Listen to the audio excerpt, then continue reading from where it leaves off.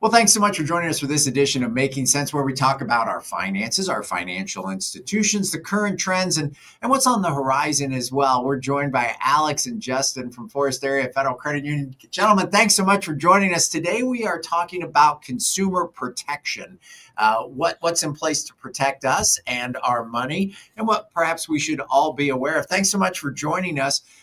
Okay, so let's start with we've heard consumer protection laws, but explain them. What do they mean to me? Yeah, absolutely, Mark. So consumer protection laws, they exist to protect the consumer. Sorry to just use the words in a different order to create the definition.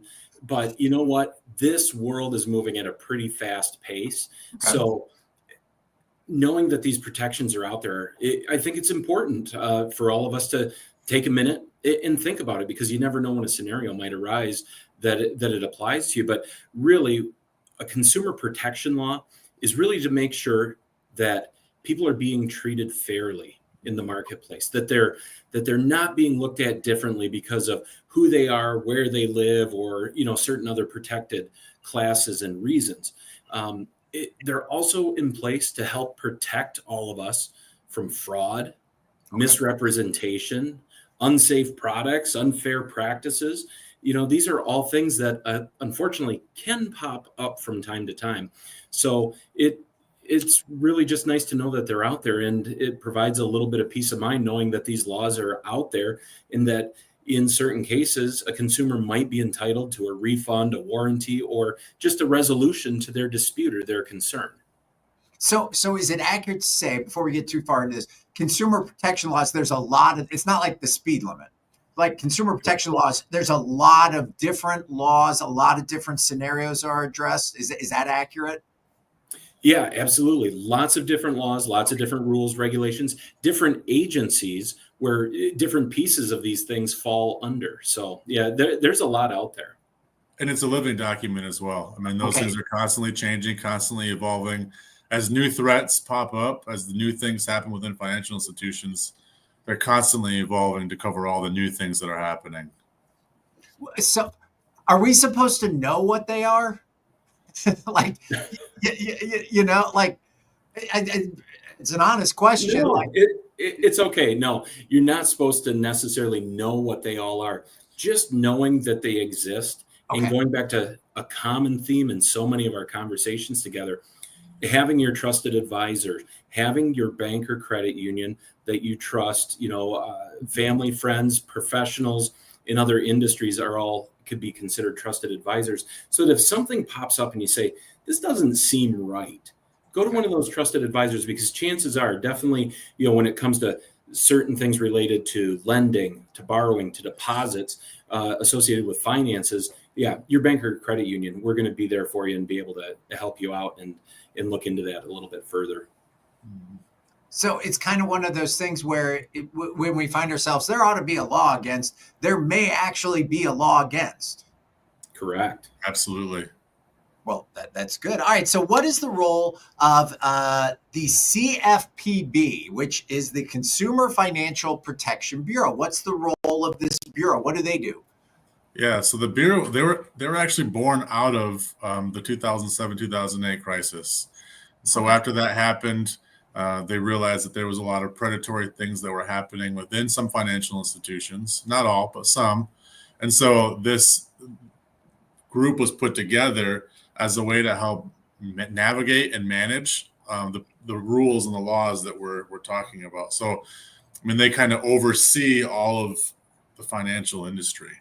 So they kind of have a regulatory body of the Federal Reserve, but they have they have the ability to place restrictions, to place fines, all kinds of different things on financial institutions if those financial institutions are found to be doing things that are unlawful. They are in place for the consumer to make sure that there are not things that are being done to them that are inappropriate from a financial perspective. They do a lot of educational stuff as well. You talk about, well, are we all supposed to know everything? The CFPB tries to do a good job with being able to educate the general public on what their rights and laws are, to be able to go against financial institutions if there is something that's being done that shouldn't be being done. So, yeah, basically the enforcement of all the rules and regulations that we just talked about. So they're a consumer's advocate? Absolutely. Yeah. And it sounds like also an institution who is following the rules and doing what they should. Also, they're your friend. Yeah, so they're not necessarily a financial institution, but they're the ones governing the financial institutions. Right. Yes. If you are a financial institution that's following the rules and doing what you should, they're also your friend. Yes. It's when you're not doing when an institution is not doing what they should, that's when you don't necessarily want to get a call from the CFPB. Is that right? Correct. You're absolutely correct. Okay. We need, a good guys, bad guys kind of thing. All right. So, all right, here's something that maybe it's one of those, it's the FCRA, which may not sound familiar to a lot of people, but I was actually familiar with this term because I've heard it before. So you're going to help fill me in where I've heard this thing. It's the Fair Credit Reporting Act. So first question is, where would I have heard this before in reference to something? Is it a loan? Was it a mortgage? Something like that? And what is the Fair Credit Reporting Act? So Mark, chances are the reason you've heard this is because along with consumer protection laws, there's disclosures and disclaimers that lenders and savings and deposit banks are required to give. And chances are you've seen and signed some papers with big, bold letters, Fair Credit Reporting Act, near the top of it, where it's notifying you of your rights within that transaction. And again, like so many consumer protection laws, the Fair Credit Reporting Act, it exists to make sure people are treated fairly and are not discriminated against for protected reasons. It really regulates how consumer credit information, the credit report, the credit bureau, how that information is collected and shared and used. Okay. And it gives the consumer certain rights as it relates to the credit report and to the activities that they're engaging in. One, for example, consumers have the right to access their credit report once a year at no cost. Okay. And that's a great thing to do. We highly encourage it because you can take a look at that report and look for things that seem out of place. I mean, it's a great way to help detect fraud. It's a great way to clean up maybe accounts that are really old and sitting out there that could be potentially used in a fraudulent manner against you because, you've got this open credit line with a box store that, from years ago and you haven't used it in 10 years. It's just kind of makes you aware of the risk that you might have out there. The other thing Fair Credit Reporting Act does, gives the consumer the right to dispute inaccuracies on their credit report. It allows you to be notified if a business takes adverse action against you based on the information in your credit report. If you apply for a loan and you're denied, that's considered adverse action. You have the right to be notified of those actions. And the act also limits who has access to your report. You can't just go out in the world and pull credit reports on anybody you like. There's rules when and how we're able to pull those credit reports. So that Fair Credit Reporting Act provides all those rights and protections.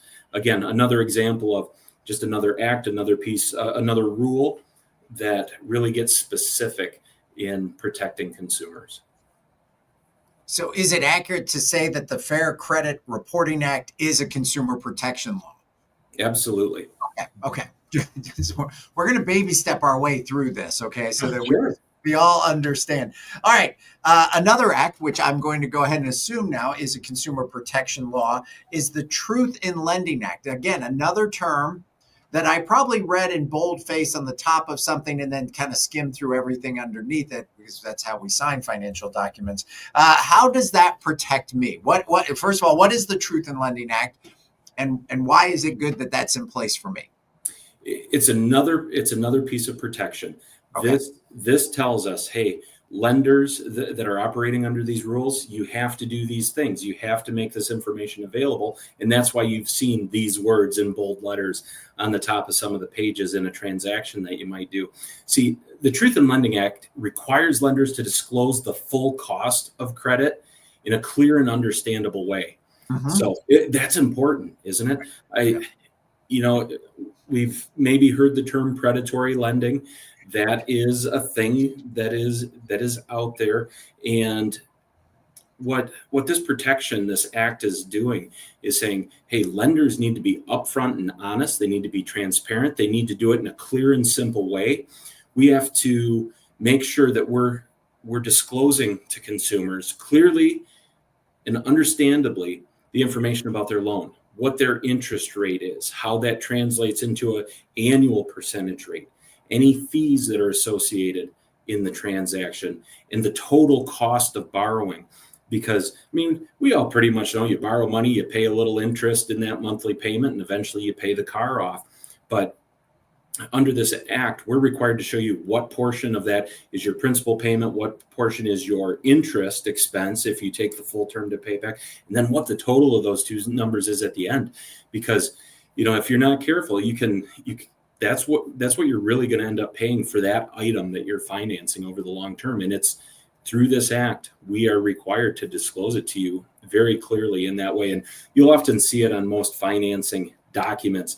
There's about 4 big boxes very prominently displayed with big bold lines around them talking about truth in lending, and it breaks those numbers down so that consumers can really see it, and then most importantly make an informed decision with that information, so that they don't get into a borrowing transaction that really isn't in their best interest.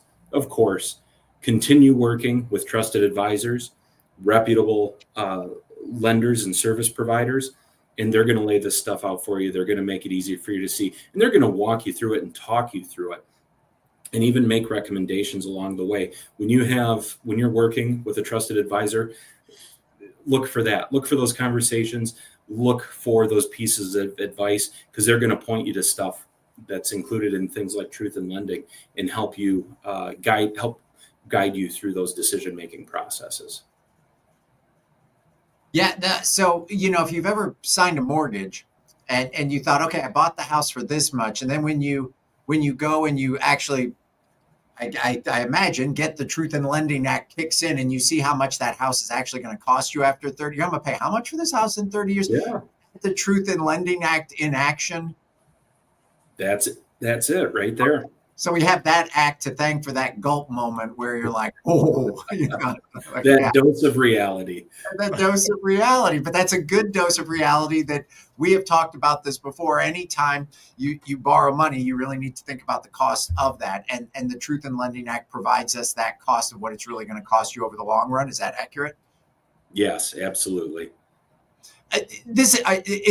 Are all of these evolving, Alex? Like, are all, as the world changes, do all of these acts kind of change with the world to ensure that we are protected?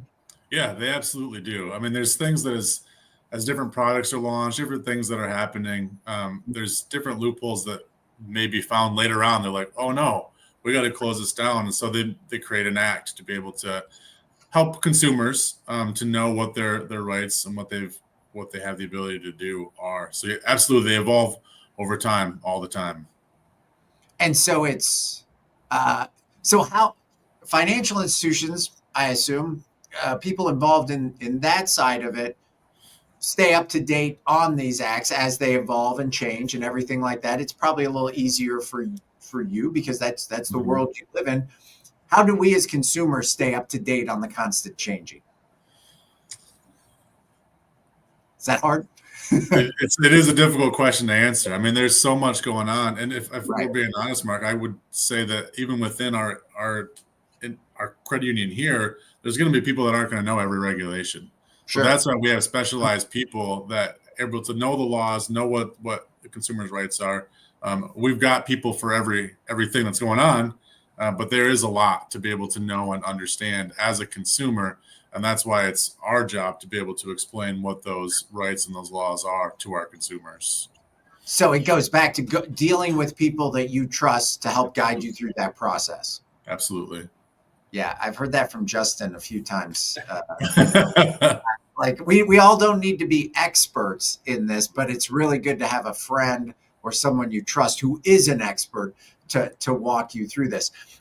So when it comes to consumer protection, obviously if you're taking out a mortgage or a loan or something like that, we will see these documents.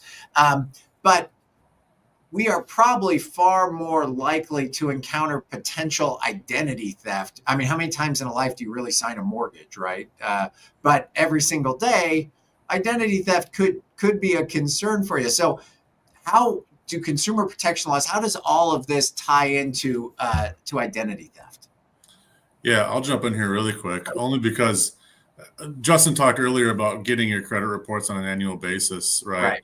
There's other types of companies out there that allow you to do credit monitoring on a monthly basis. Okay. Quick story, just to kind of share what that in action.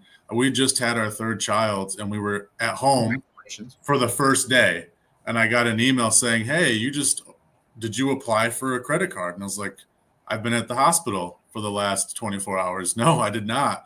So we had to spend a bunch of time actually digging through and finding out who applied for credit in my name. We were never able to find out, but we were able to act quickly, contact the financial institution, let them know that this is a fraudulent pull, and it actually was not me.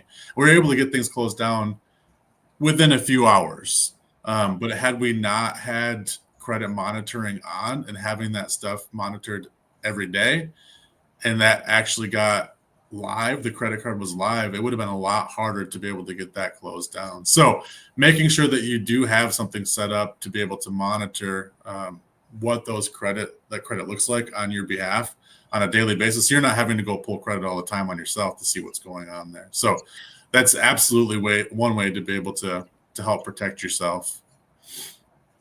Yeah.